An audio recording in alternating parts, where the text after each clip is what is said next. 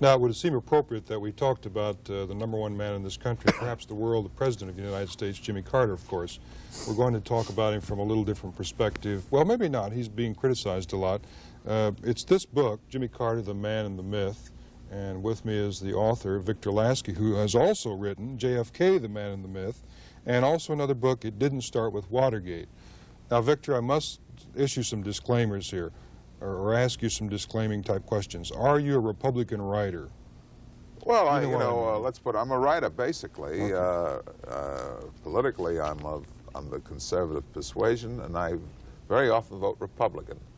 But I'm not an official Republican. I don't speak for the Republican Party, and if a good Democrat comes along, I'll vote for a Democrat, and I have voted for Democrats. Yeah. Let's capsulize in the beginning why you think Jimmy Carter, well, I better ask you, do you think he's a good president? Well, I think, frankly, as I say in the very first paragraph of my book, he's the most amazing man ever to occupy the White House, whatever that means. And he's also the most inept.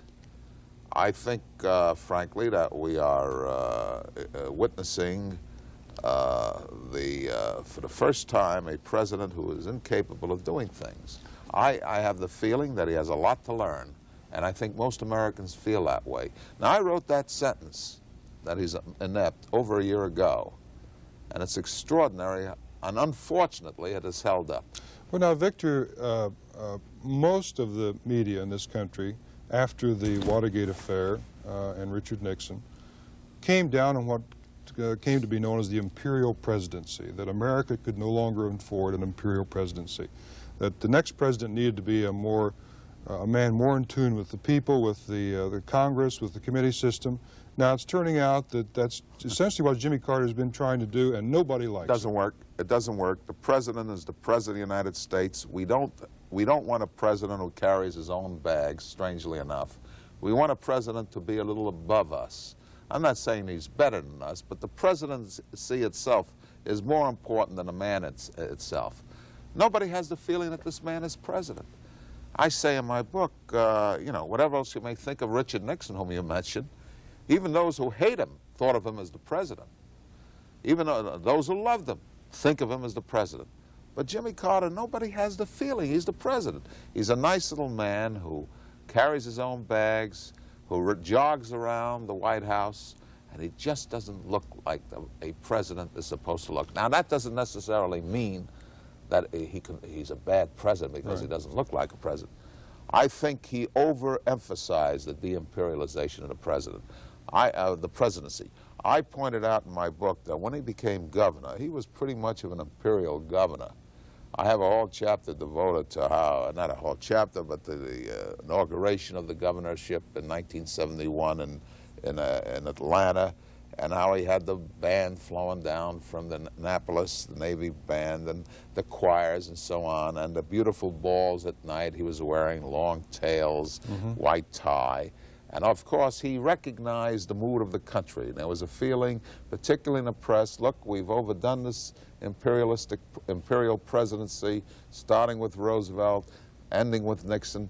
Perhaps we need a more common type man. Well, he's been too common for most Americans. But that was sound thinking at the time. I'm not going to argue whether it's sound or not. It was the judgment of many people. Now, the president comes in and he says, Mr. Carter comes in, let's get rid of Hail to the Chief, ruffles and flourishes, and, you know, when I come into a room, you don't need trumpets and all that sort of thing, the way they've had it in previous presidencies. Right. So he walks in and, you know, oh my God, there's the President of the United States. Now, you think that's bad? No, I'm not saying it's bad or good. Yeah. I have attended many White House functions in my day, starting with, I guess, Harry Truman. I've been fortunate to have been at state dinners. There is something nice. And the interesting thing is that Carter is reestablishing those little perks. The perk was its namely the ruffles and flourishes. Now when he walks in, dum, dum, ta-dum, dum, ta-ta, and all that sort of thing. And it's sort of nice. He is the president. I may have voted against him, but he is my president. It's a little above you and me. Now, what intrigues me about your book at this time is that I don't think there's much myth left surrounding Jimmy Carter.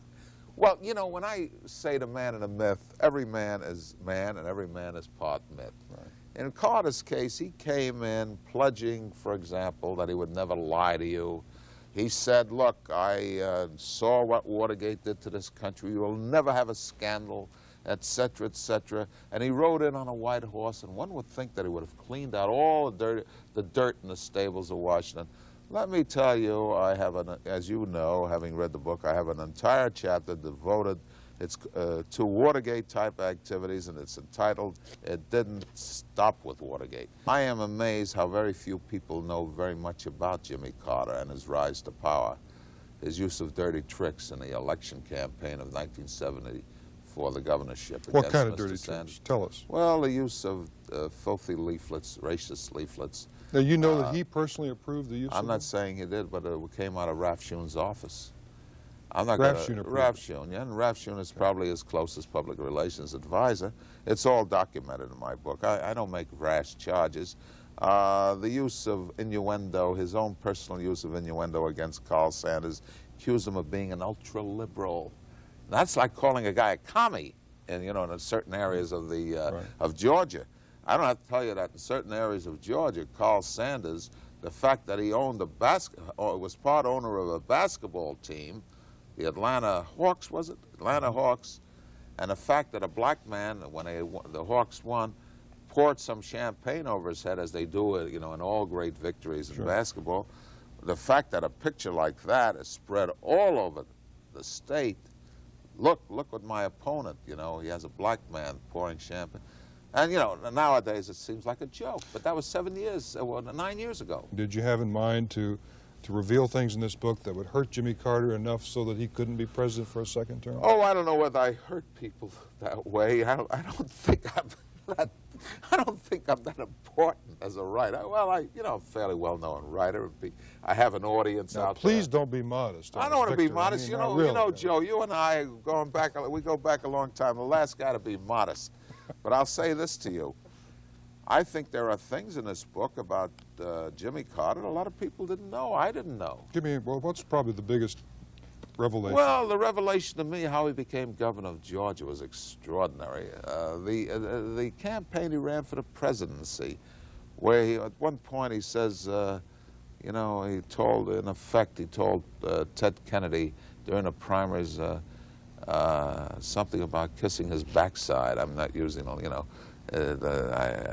not using the exact word. And then he said, when Hubert Humphrey pulls out, he said, I would have loved Humphrey to stay, and I would have loved to give him a beating, to have given him a beating. That sort of thing shows a kind of personality that doesn't reflect in that Sunday school atmosphere of the White House today. As a Sunday school atmosphere, by the way, my wife's Baptist, I can say, goes to church regularly and all that. But meanwhile, son Chip Carter goes out and smokes pot, and the Secret Service raises their hand. So we're not going to go into that house. We have to have special equipment to protect the kid while he's smoking pot. It's a strange atmosphere in Washington today. It's the strangest I've ever encountered. Victor, we have to go. I don't want to go. I know. Well, all this story is going to be unfolding in the next year. It's going to be exciting. Yes, it is. Joe. The book, again, is Jimmy Carter, The Man and the Myth, and the author of that, Victor Lasky. If you get to Washington, go to Watergate and look Victor up. You'll be glad to see people from Florida. My office, by the way, is just where the scene of the crime is. Really? I'll show it to you when you come to Washington. Okay. We'll all try and get there. We'll be right back.